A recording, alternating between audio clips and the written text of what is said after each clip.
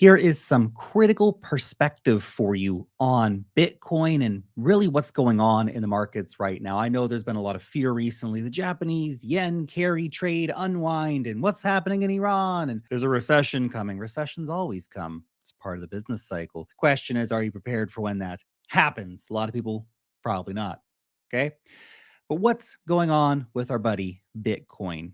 Are its best days behind it? Or are the best days still ahead? Well, what I want to share with you in this video is my perspective on where we are right now. Because if you had told me that any of the stuff happening in this video, let alone all of it that's happening in this video, was going to happen 5 years ago, I'd say that's insane, man. And to think that the price of Bitcoin right now is underneath the all-time highs still with all this stuff happening is insane. So let's get into this, because you need to understand this perspective on Bitcoin. You have to understand it's not going anywhere. There'll be ups, there'll be downs. Long-term, Bitcoin just basically keeps going up. Fiat keeps going down. And we now have a situation where more money than has ever been possible can come into this asset class, and it's starting to show up. Let's talk about the ETFs. Obviously, the Wall Street ETFs from BlackRock and Fidelity and others get all the attention, and they have captured most of the monetary value of the ETF markets globally. But Canada has ETFs, Hong Kong has ETFs, Australia has ETFs, UK has ETPs because they can't call them ETFs over there for some reason, but it's the same stuff, man. More and more countries around the world are offering these products to their citizens. But the Wall Street one's the big one. The Wall Street one, we've seen over $17 billion of total net inflows into these ETF products. And what's interesting is that these ETF buyers, they're tough for the most part. When we saw the big sell-off recently, these ETF buyers, they were largely holding strong, which is pretty crazy. So the ETFs have changed the game because no longer do you need to go and get your Ledger wallet and go to Coinbase and like a big old nerd just clicking on your buttons and moving your... No, now you can just go to your favorite brokerage account, buy some Bitcoin held for you by BlackRock, one of the world's biggest financial institutions. The game has fundamentally changed. It has. And I know it's been a crazy year with all kinds of other things going on. We're going to talk about some of that stuff, but you have to understand the game has changed forever for Bitcoin. Forever. There's going to be volatility. Welcome to Bitcoin, okay?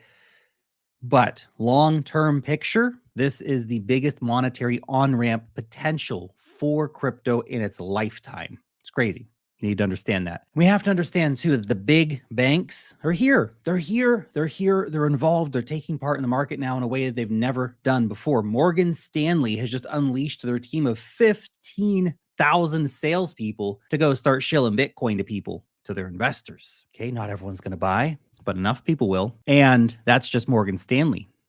Other big banks will follow because they don't want to lose out on the fees. They don't want to lose out on the business. Everybody wants a piece of the pie. Bitcoin has been really, really good at making a lot of money for a lot of people. And it's going to keep making a lot of money for a lot of people. Oh, there's going to be volatility, obviously. But the banks see it. Wall Street sees it. BlackRock sees it. Everybody understands this is a highly desirable asset class, and they're adjusting accordingly.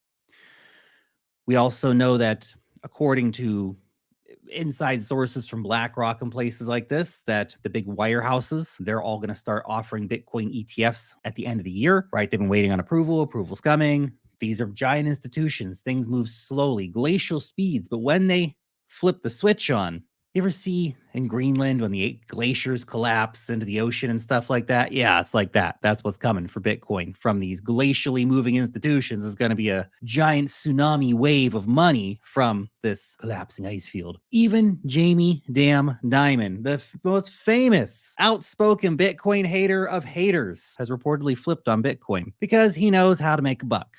And he's seen people want Bitcoin, so we got to give it to them. Of course, Jamie Dimon's long been say one thing, do another thing. But for him to publicly flip the script is big. Then we have increasing rumors of sovereign wealth funds getting into the crypto game. Now, we know at a state level that a lot of sovereign nations have been involved in Bitcoin for a while now. So Bhutan has been mining Bitcoin for years. El Salvador made it legal tender. They're buying a Bitcoin a day. They're mining Bitcoin.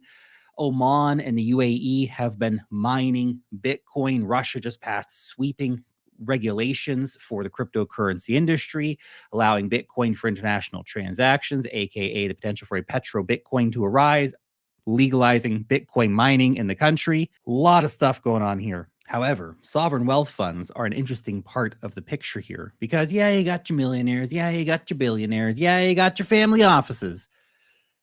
But sovereign wealth funds, they got some serious cheddar, man. They do. And we know that the Singapore Sovereign Wealth Fund has been dabbling in Bitcoin for a while. They invested in Grayscale Bitcoin back in the day. But what about the Qatari Sovereign Wealth Fund? They've long been rumored, maybe a year or so now, to be investing in Bitcoin. What about the Norwegian one? What about other ones? We'll see huge money flows come in. And these are just going to be buy, park, and wait. Massive supply will be ripped off the market.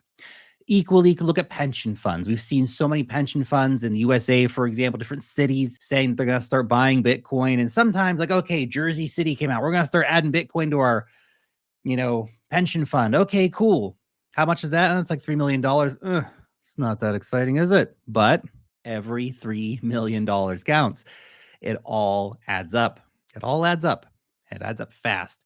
Now, before we get into the big money, guys, okay, I want to take a quick second to let you know about my newsletter in case you haven't heard about it yet. You probably have. You've been around here a while, but if you haven't heard about it yet, every single week, my team and I produce the Wealth Mastery newsletter. It is packed full of all kinds of insights and alpha on the market, meme coins, altcoins, DeFi, charts, analysis, and much, much more. You can join our 140,000 plus weekly readers for free.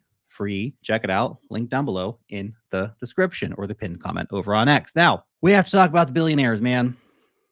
They got the big cheddar, right? People like Michael Dell has been apparently watching some Michael Saylor videos. Like literally the meme, he's just sitting there watching Michael Saylor videos go, man, I should buy $1 billion worth of Bitcoin. He hasn't said officially that he's bought Bitcoin yet, but he's probably bought some Bitcoin. Some of the world's most successful, rich, talented people are buying and holding Bitcoin. Think about it. Think about it for a second. The Bitcoin asset class has been legitimized in a way which back in 2017 when I started just wasn't there. Still nerd money back then. Now it's the suit money, man. BlackRock's in, Larry Fink's in. Larry Fink's like the number one Bitcoin shill now. Move over, Michael Saylor. Larry's taking your spot, man. It's crazy stuff. And then, of course, old crypto money keeps buying the damn dip. On the recent dip that we had, Bitcoin whales, they drank deep. They drank deep because they know. They know long-term, the price of Bitcoin's only going to keep going up, and they know how to play the game, and they come in and they buy thousands of Bitcoin. The big money guys know. They understand the game. You also have companies that have been buying Bitcoin. I know we all talk about MicroStrategy, and yeah, MicroStrategy is literally raising another $2 billion. $2 billion to buy more Bitcoin. It's conviction, man. Conviction.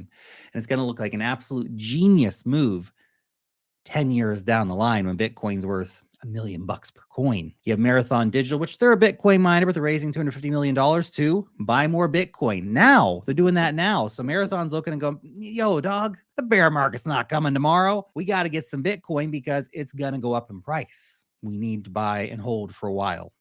You have other companies too. Was it Semler Scientific and Metaplanet, companies in Hong Kong and Japan and stuff that are out there also buying Bitcoin. It's only a matter of time before the tech giants finally have to buy some Bitcoin, before Mark Zuckerberg finally says, you know what, we got to get $1 billion for the Bitcoin. We are behind the times here. And then you have to deal with the reality of where we are in the market cycle right now. Post Bitcoin halving. Okay, there's been no new highs since the Bitcoin halving.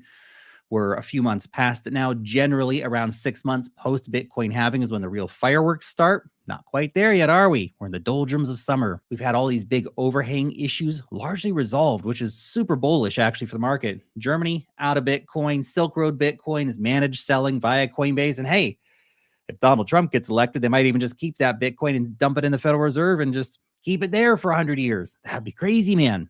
That would be crazy. Whether or not that happens, you have to understand that it's being talked about. How can you be a president of any country or prime minister of any country around the world or dictator of any country around the world and look and go, holy crap, the Americans are talking about stashing up a giant pile of Bitcoin. What is our Bitcoin strategy? Some countries, as we've just discussed, have already answered that questions for themselves and they're stacking. Other countries, they need to play catch up. A lot of countries are going to need to play catch up, and there will be a scramble.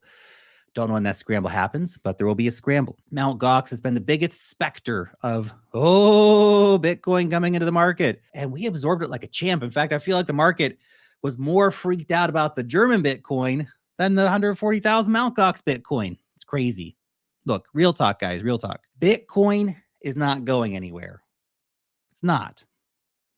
Crypto's not going anywhere. A lot of your altcoins, they're going to zero. That's real talk, right? But your Bitcoin, your Ethereum, some other top assets, they're only going to keep getting bigger over time. Bitcoin is becoming more entrenched, not less entrenched in the global financial system.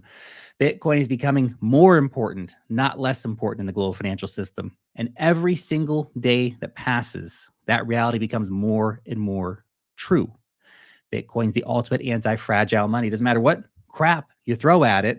It doesn't matter. Bitcoin just keeps getting stronger and it's resilient beyond belief. Every 10 minutes, a new block comes. It doesn't matter what the fiat price is. And yeah, there's some big fluctuations in that. It can be tough sometimes. But again, real talk, Bitcoin's not going anywhere. If you can hold on and have an actual long-term time frame, I'm not talking what's going to happen next week or next month. I'm talking what's going to be up with Bitcoin in 5 years' time, 10 years' time. Can you actually hold your investment for that long? Thanks for watching.